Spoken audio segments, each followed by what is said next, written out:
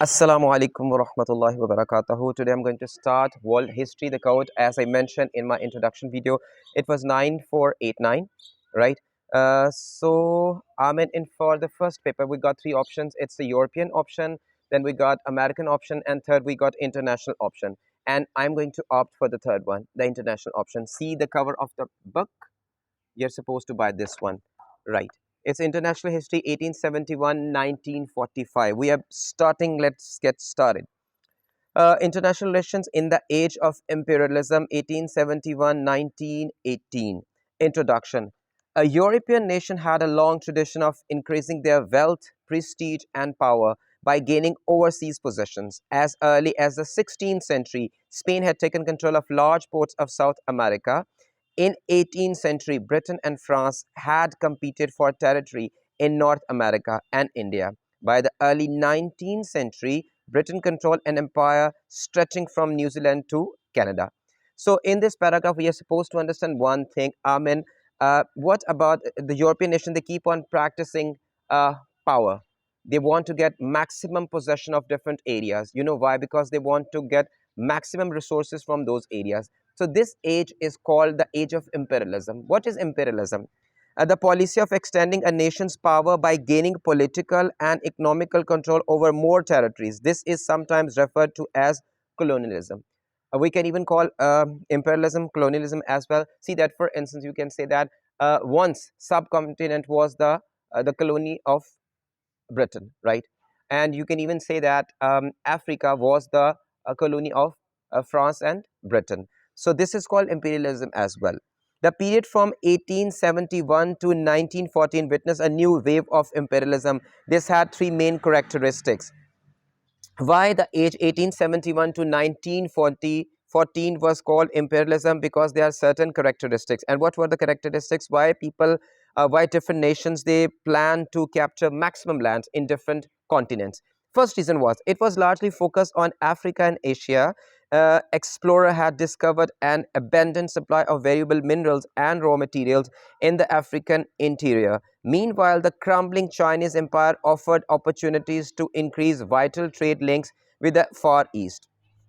So one thing is that. Second thing, although the rush to acquire new overseas possession inevitably involved rivalry between European nations, there was a real attempt to prevent this, leading to an open confrontation and warfare. The Treaty of Berlin 1885, for example, effectively laid down the rules by which European nations should carry out their plans for expansion in Africa. And the third and the last one, the desire for overseas colony was no longer confined to great powers of Europe. Massive industrial growth led the USA to seek greater control over Central and South America, as well as access to trading rights in Asia. This required the development of a strong navy and the acquisition of overseas bases from which it could operate. At the same time, Japan experienced its own industrial and military revolutions, which enabled the country to seek a greater power and influence within Asia. This brought Japan into direct conflict with one of the major European powers,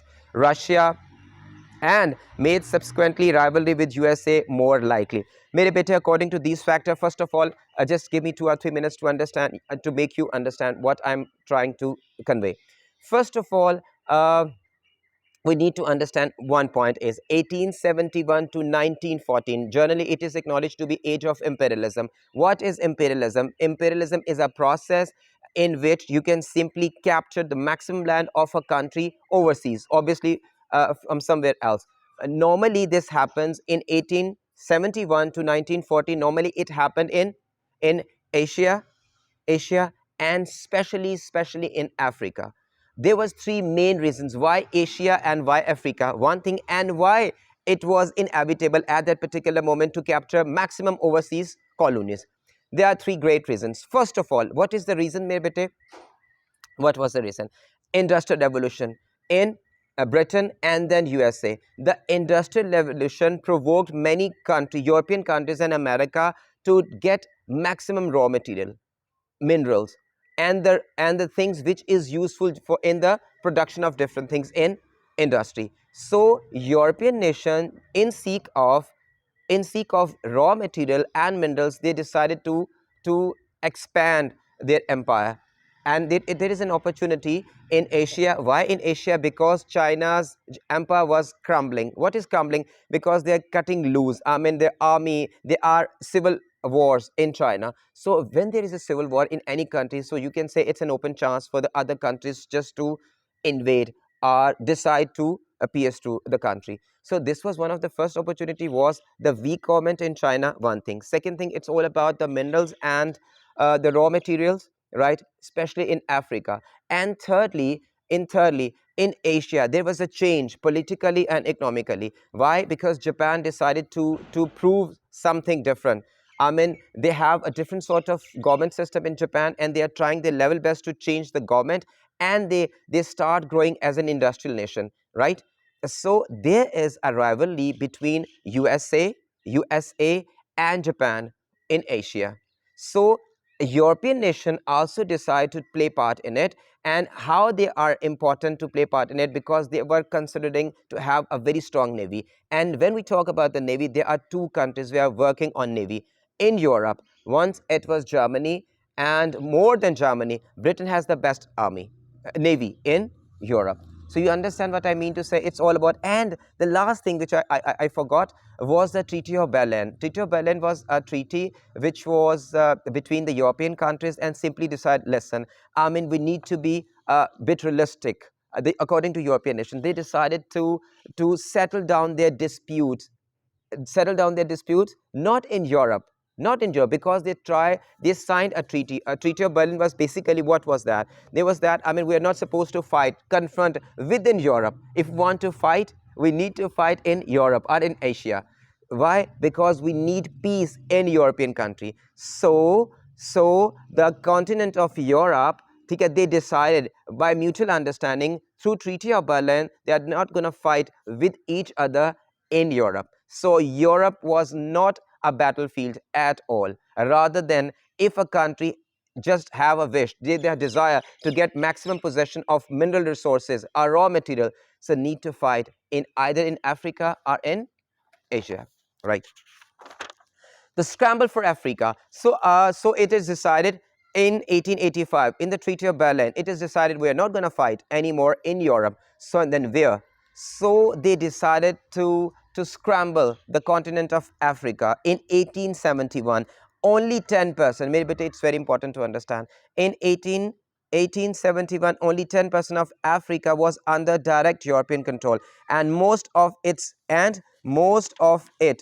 in the coastal region. The next 30 years witnessed the rapid colonization of Africa by European powers, a rush for land that contemporary journalists labeled the scramble for Africa. By 1900, over 90% of the African continent was under the colonial rule of the European nation. Maybe they see the change. In 1871, only 10% of African land was under the control or under the influence of Europe.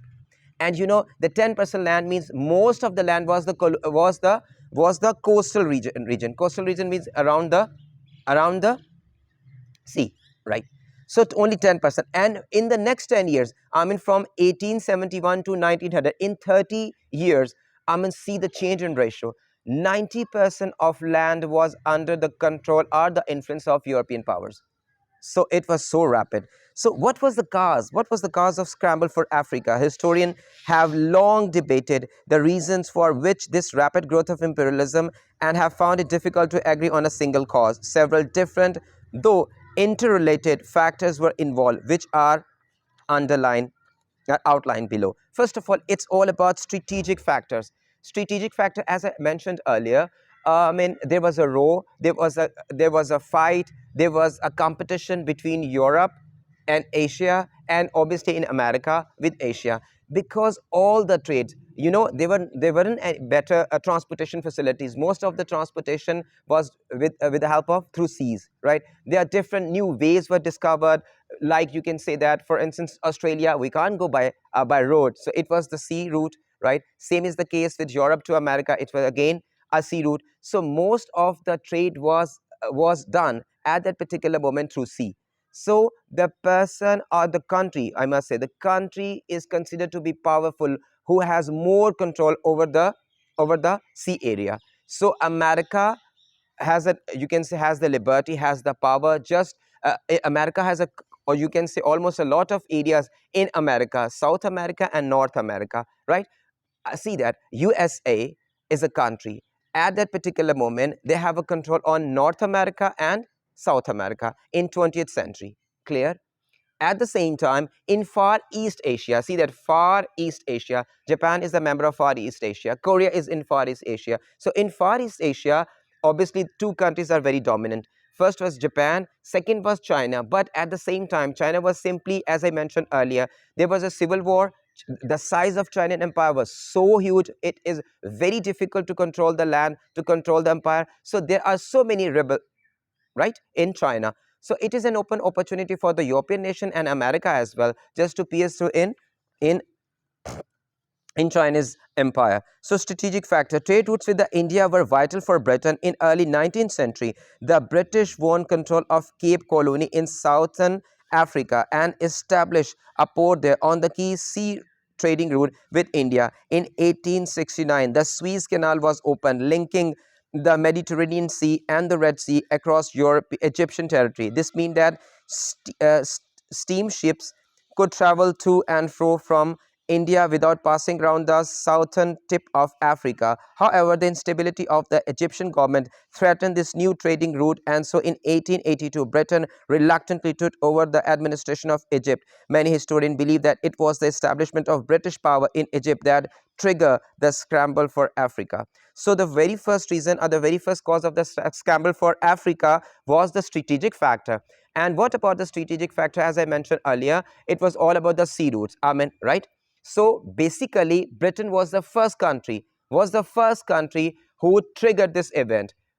How? I mean, it was, you can see that in 1869, Suez Canal. It was one of the largest canal, right, through which you can simply do trade. Most of the trade was done through this canal. It was open, and obviously the Suez Canal, Egyptian government has the control over it. So just for the sake of trading, British decided to take control of it. And obviously it was possible because British has a better navy than Egyptian government, better weapon conditions, better strategy planning, right? So with the help of all these factors, they were able to control the British government.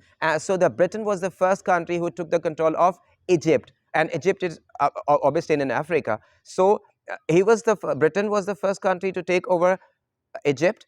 Through that perspective, through that process, they were able to capture the canal Suez, right? And it is far more easier for Britain steamships to simply move on to Asia through that process. So first factor of the scramble for Africa was the strategic factor, just to have a hold on the sea routes. And Britain was, as I mentioned earlier, Britain has the best army navy in Europe.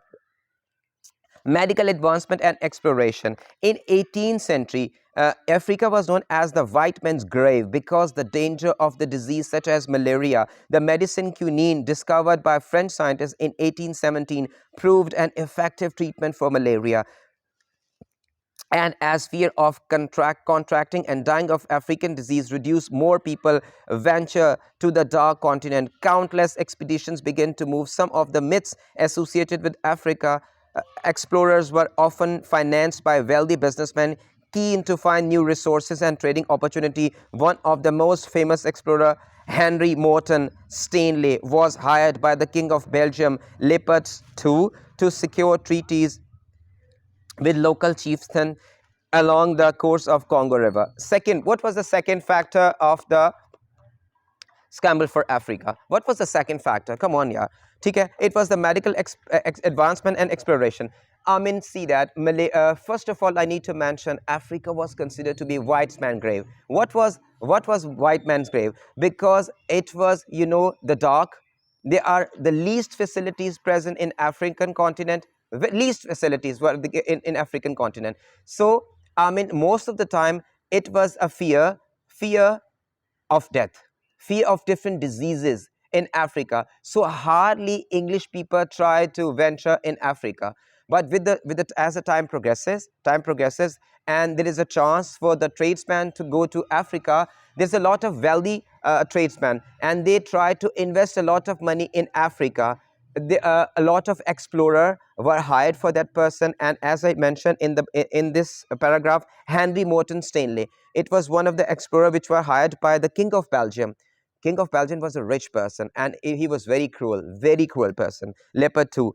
Okay, and he was the one to secure different treaties with the local chieftain of Africa. So through the treaties with chieftain, I mean, he was able, who the King of Belgium, right? Leopard Swai, he was able to capture a lot of land in Africa. So first, as I mentioned earlier, first was it was all about the strategic factors, just try to capture the maximum land of the sea for the trading purpose. Second was the medical advancement. You know, the medicine of malaria, quinine, was discovered. There was a tree in Africa. So when there is an advancement of medical science and people got a lot of herbs in Africa, so there was a chance. The wealthy, you can say, pharmaceutical companies, they decided to go for a venture. They decided to invest a lot of money to get a lot of herbs which were useful in making of different medicine too. Thirdly, it's weaponry. Obviously, you can say that it's if you got power and you have a good planning, you have good army, so it is an open opportunity or a chance. You know, power corrupts and absolute power corrupts absolutely. Our might is right. So Europe has better facilities, better weaponry, so it is an opportunity for the European nation to pierce through Africa, and obviously it is one of the reason of scramble for Africa. Fourth is political factor. By 1871, map of Europe had been settled and the borders of European countries agreed. Only war could change these, and this was something that all nations were keen to avoid. With no possibility of expansion within the Europe itself, countries needed to look overseas in order to increase their wealth, power, and prestige and influence. Africa offered the ideal opportunity. What was the political factors? See that, as I mentioned, in the Berlin Treaty in 1885, it was decided no war, no battle is going to be taking place in Europe. So obviously, it is not possible for the European countries to engage a war within themselves, right? So they decided they want to get maximum wealth, they want to get more prestige, more power, more raw materials. For that purpose, they decided what was the battleground. So Africa was considered to be the battleground, just to snatch the maximum resources from African countries.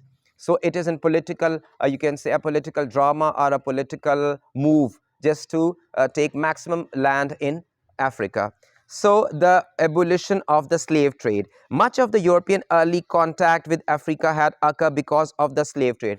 See that, maybe it is possible you have seen the movie Roots or not. It's all about the Nelson Mandela and the stuff like that. I mean, see that most of the trade, I mean, first, you can say after the Industrial Revolution, most of the trade was for the sake of slavery. I mean, the people or the labor is taken from Africa, and they were taken to Europe to work in the industry, and they were slaves. You are not supposed to pay them for anything except a food, right? So in 19th century, in 19th century, slavery was abolished. European people, European nation decided we are not supposed to engage in slavery, right? So much of the European early contact with Africa had occurred because of the slave trade. From as early as the 16th century, ship had sailed from European ports to coast of America. There the European would acquire slaves either by bartering with local chieftain or simply by capturing native people. Even, I mean, as it's mentioned in this, by the start of 16th century, the 16th century means 1500 and something, most of the people were taken from Africa to Europe. So this thing is before the Industrial Revolution. They're taken, and they were taken as a big landlords. They used to trade for slaves. Most of the landlords, and the slaves, they used to work not in factories, they work in fields, right? Agriculture fields. And secondly, see that the human cargo was then shipped across the Atlantic Ocean and sold to plantation owner in the USA to work as a slave picking cotton or tobacco. By 1871, however, slavery had been abolished in most of the countries. Denied the huge profit they had gained from the slave trade, many European businessmen sought other form of trade with Africa. So this is one of the reasons, I mean, why they used to, this is one of the reasons of scramble for Africa. The Industrial Revolution. No, slavery was done before industrialization for the sake of, especially to America. Why? Just to pick cotton and tobacco, right? and the Industrial Revolution, the rapid increase in the production of the manufactured goods associated with the European Industrial Revolution created a need for more raw materials, new market, and greater investment opportunities. In Africa, explorers located vast reserves of raw material, plotted trade routes, and identified population center that could provide a market for European goods. Meanwhile, development in railways and steamships made travel both quicker and safer.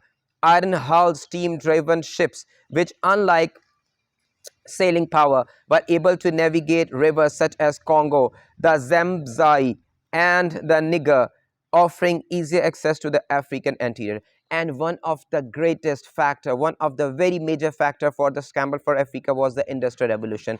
There was an increase in rapid increase in the manufacturing of the goods in European after the Industrial Revolution in Europe. So they were desperate to find two things. First of all, raw material, and secondly, uh, a market, a suitable market to sell their goods at that particular place. So, with the passage of time, there are good facilities from Europe to Africa. There are good routes. New routes were made and constructed for that purpose. Obviously, it's a smooth sailing of the ships. Steamships were, you can say, very smooth to cover a long areas. Navigation is very easy. So, with the help of navigation and all these facilities, I mean, there was a very smooth route between different rivers of Africa and Europe. And as it mentioned in the paragraph, it was Congo, it was Zambezi, and the Niger. Right, the sense of duty. This is the last factor, which is generally considered to be the part of the scramble for Africa, and the sense. This was the sense of duty.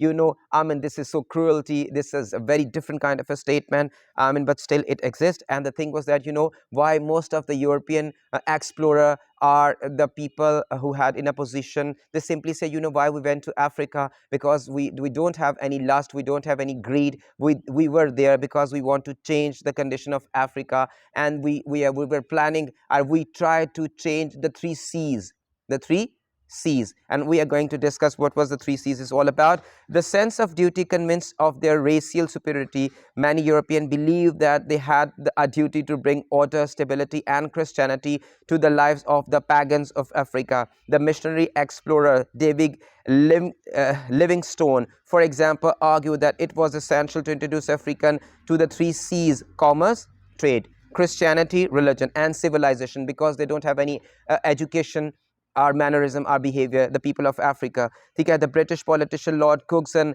echoed these sentiments when he justified the expansion of Britain Empire in the speech 1901. So, mere bete, when we talk about the history, just learn one thing and keep this in your mind.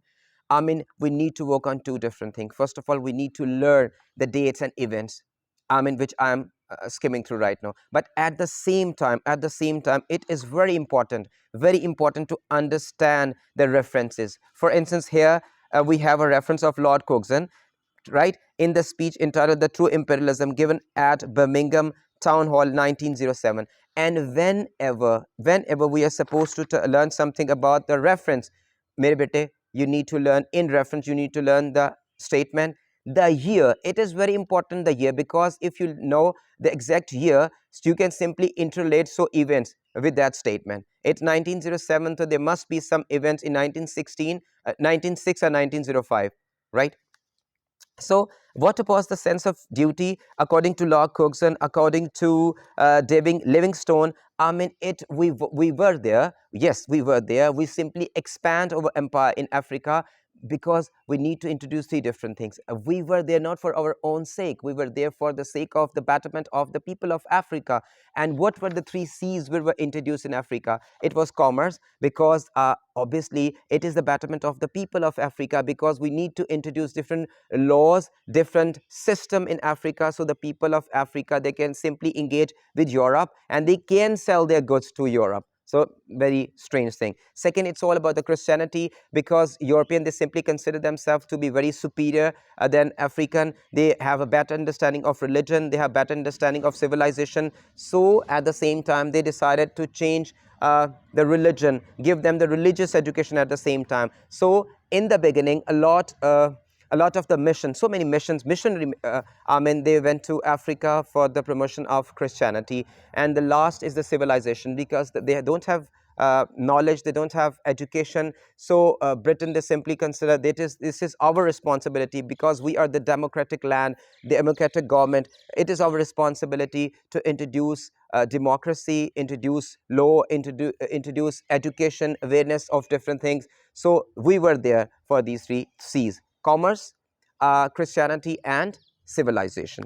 Right, mere bete? So while recognizing that African may have benefited from the British presence on their continent, Lord Lugard openly accepted that British main motive was to serve our own interests as a nation by enhancing trade. It is interesting to note that clearly sees nothing wrong in this, claiming that it was British right to take such actions, and quickly dismissing the view of those who argue that Africa belongs to natives, in asserting that British had very right to take possession of African land in order to address its own national interests. Lord Lugard was clearly implying that rights and needs of European overweight those of African. In this, he was confirming to the widespread belief in your racial supremacy.